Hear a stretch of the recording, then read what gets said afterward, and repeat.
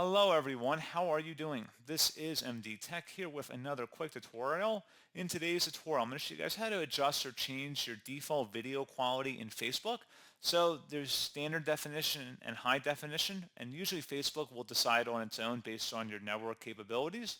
However, if you want to set a default preference, in today's tutorial, I'm going to show you guys how to do that. And without further ado, let's go ahead and jump right into it.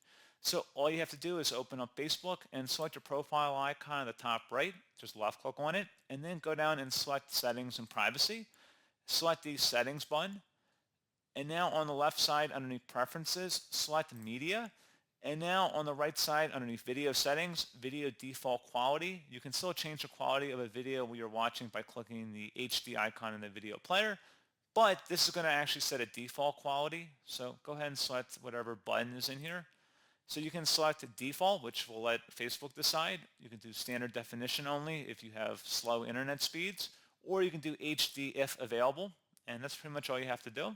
So pretty straightforward process on that, guys. And as always, thank you for watching. I do hope I was able to help you out, and I do look forward to catching you all in the next tutorial. Goodbye.